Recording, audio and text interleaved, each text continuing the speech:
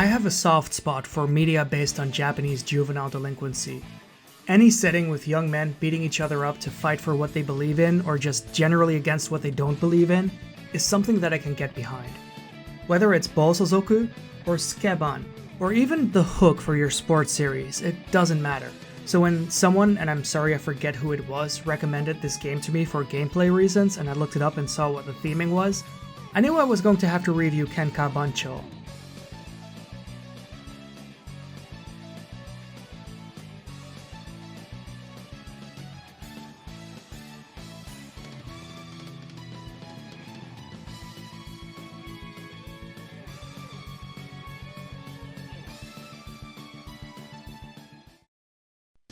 Kenka Bancho follows Takashi Sakamoto, or however you wish to name him, on his school trip to Kyoto. He's got no interest in school or the trip, but if he doesn't go, he'll fail the school year. Upon arriving, Sakamoto learns there's a special occasion as every school in Japan is having a similar week-long school trip, and every single delinquent is coming together for a free-for-all to assert their national dominance, led by their regional leaders, each known as the Bancho of their prefecture.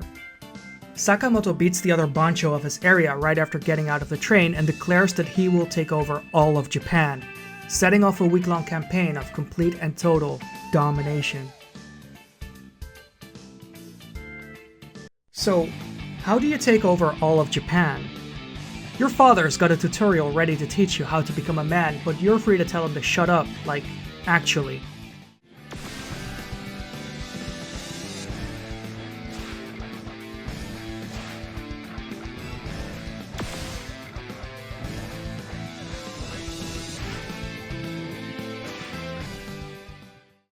So let's start smaller. How do you take over one group of enemies? You start off combat by staring down potential opponents with your eye beams. Once eye contact has been established, you go into the combat transition, which consists of piecing together your trash talk opening.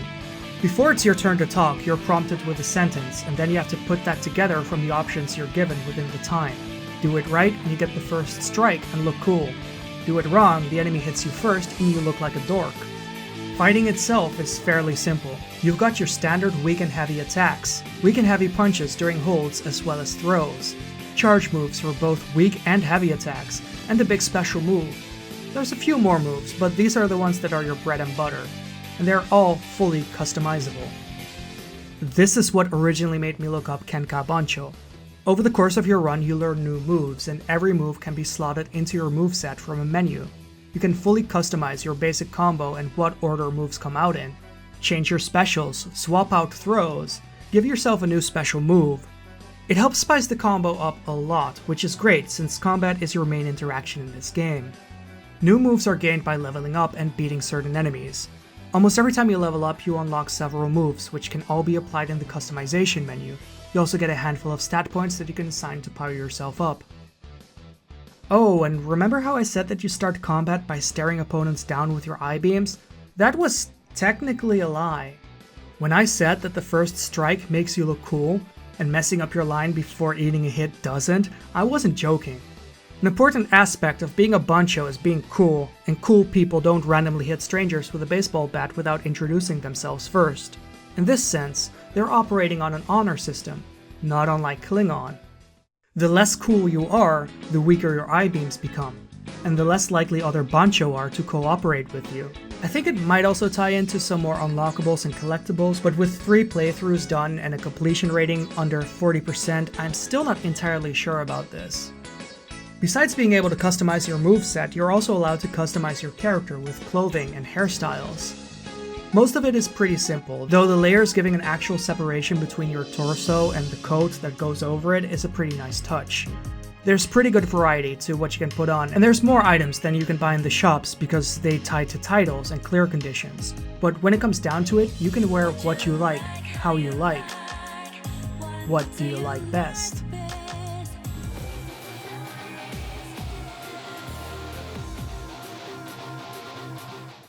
So basic combat and customization options are nice and all, but let's talk about how to actually take over Japan. You dominate a prefecture by defeating its leading Bancho. Beating up random enemies gives you a small chance of them dropping their school itineraries. These tell you where their bancho will be and when, with up to 4 different times and locations that they can appear during the course of the week. These positions and times are set in stone and they'll be there whether you have their info or not. This is where the main meat of Kenka Bancho's format really comes in, because at its core, it's formatted like a time management game.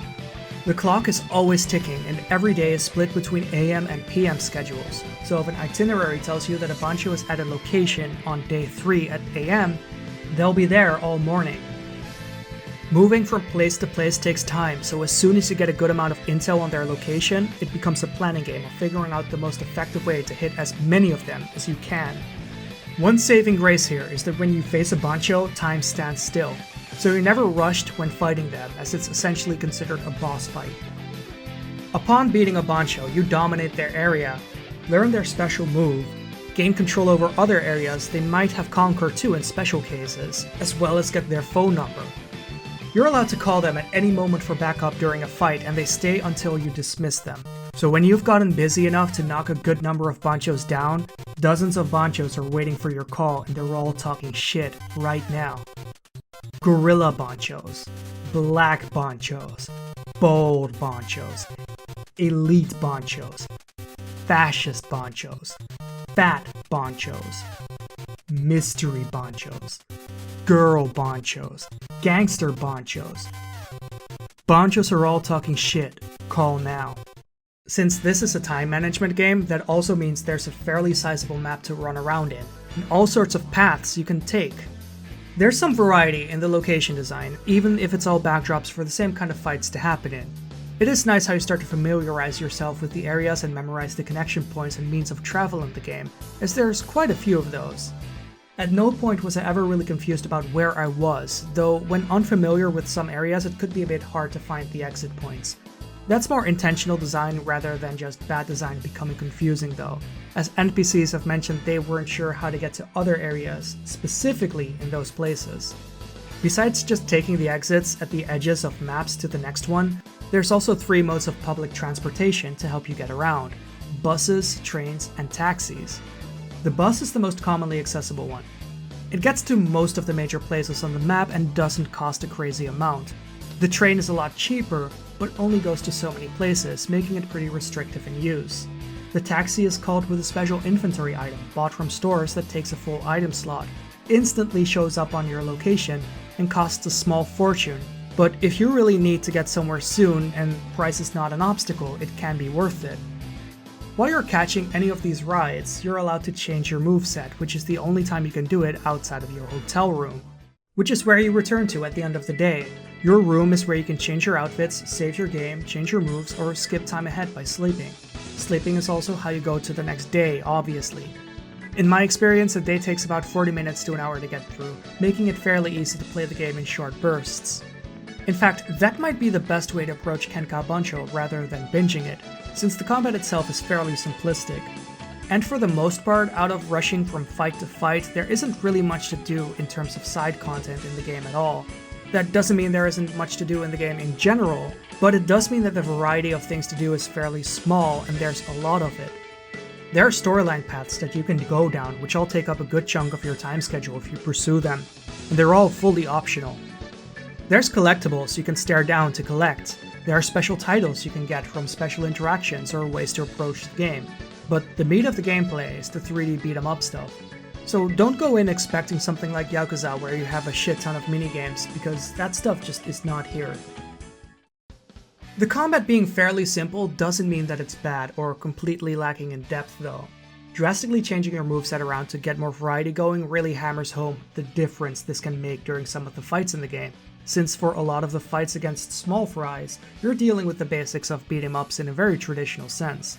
Good positioning is essential, as it helps you get multiple hits in on enemies, and ensures that you don't get attacked by someone just slightly out of your range while you're locked into your animations. This is doubled by there being a stamina system. If you've been attacking constantly for a while, you get a meter showing how much your heart is racing. Once this turns blue, you're out of breath and are locked into your position, completely vulnerable to attacks for a while. This also happens when running around too much, but at least you can't be forced into combat by enemies at random times in this game. Fights only ever happen if you initiate them by locking eyes with someone or punch them out of the blue first. Getting them to end is another matter though, since any enemy passing by while you're fighting someone could potentially join in. This is partially remedied by enemies running away when a police officer comes near fights and breaks it up. And yes, you can attack the police, and no, you don't want to. If they catch you, you lose several hours of your schedule and the clothing you were wearing at the time, so it's not worth it. Also, blocking at just the right time before an attack connects makes you grab the enemy and throw them, which is something I'll always appreciate in action games. The weakest part of combat often just tends to be the one-on-one fights, which is what most of the Bancho fights are like. They usually don't have any way to deal with you repeating your basic combo back to back, and after 3 cycles of that, they'll be stunned in position, giving you time to recharge your stamina if you want. It makes a lot of these fights a bit too easy, or lacking in depth.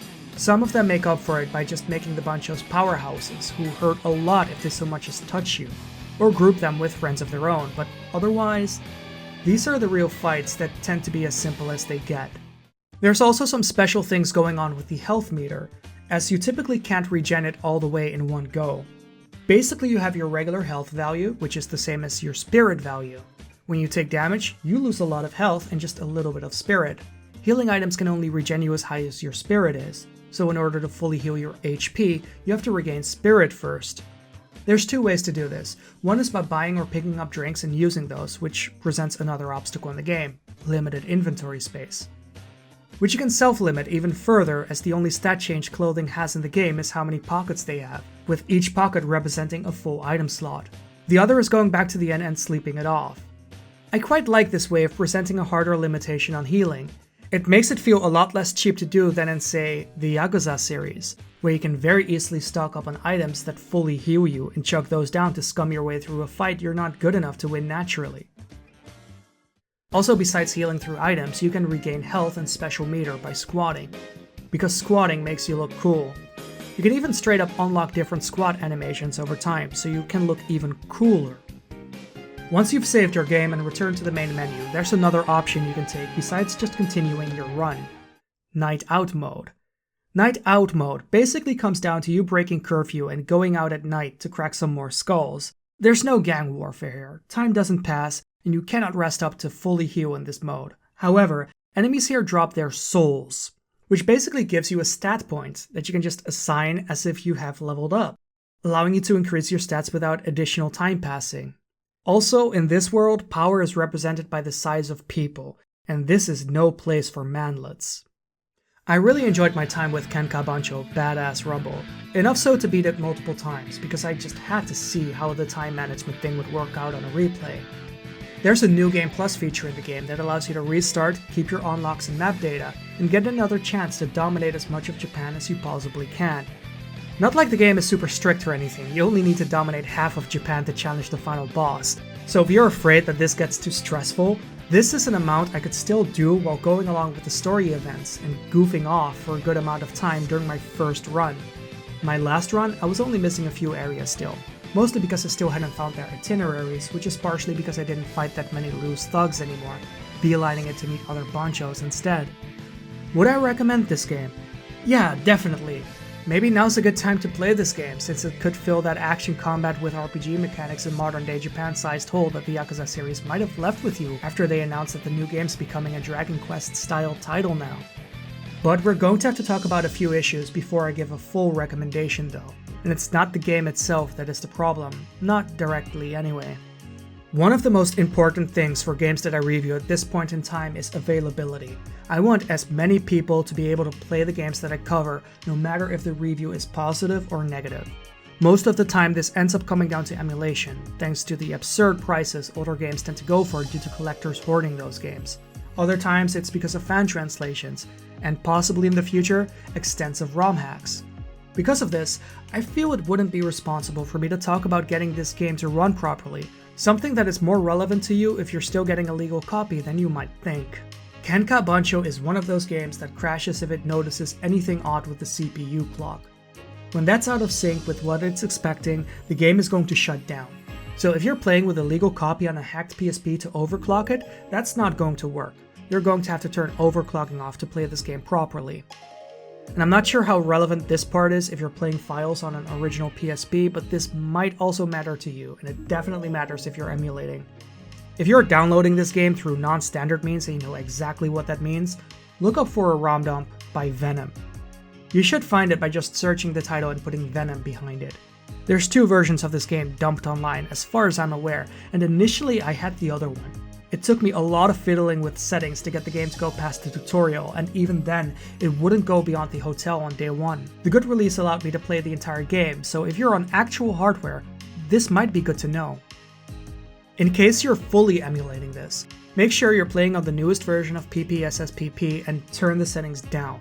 I'm linking a guide in the description that should help you turn the settings far enough down to get rid of most of the slowdown in the game, because it can get incredibly tough. I've never had any issue emulating anything on the PSP until I hit this game, and googling around, I still see people say that it's not playable emulated at all, which, considering I only had some light stuttering during gameplay every now and again instead of the crashes and heavy slowdown I had before I set it up properly, is not true. And you really do need the latest version, because I had a slightly older version, as in several years older, and the game just wouldn't run at all. Hopefully I've not scared people off from getting this game, because it's got enough personality and it's fun enough to play for it to have been worth these steps for me. Knowing about it ahead of time only means downloading a certain version and changing a handful of settings anyway, so it's not a gigantic task or anything like that. With all of this said, it's kinda sad becoming aware of this series and how little of it made it to the West. Kenka Bancho Badass Rumble is the 3rd game in its series, with 2 previous games being released on the PS2, 2 sequels also on the PSP, a 6th game on the 3DS, a team-based game with a Danganronpa crossover, 2 ultimate dating sims on the Vita that ended up getting its own anime based on it, and a social mobile game. Out of 10 games, we only ended up getting this one. But at least it's a good game, and there's no overarching plot as far as I'm aware, so if you're afraid of stepping into a 3rd game in an ongoing series, you're completely fine doing so. Anyway, this was AboveUp. I hope you enjoyed this video. It took a bit longer to make than I expected, because I looked at how long to beat and they just listed the time for beating the game once, and then I realized that this is a game that kinda demands replays, so I beat it 3 times instead. I've also been really busy, same as always. Even busier actually, because I also started doing other work next to this, freelance work, which I'm quite happy with, and I hope that ends up taking over the old work that I was doing. That would be really nice, because it's video editing, and I like doing it. As always, this video was brought to you by people supporting me on Patreon. If you would like to become one of the names that you see scrolling on the screen right now, you can head over to patreon.com/AboveUp, and I will see ya.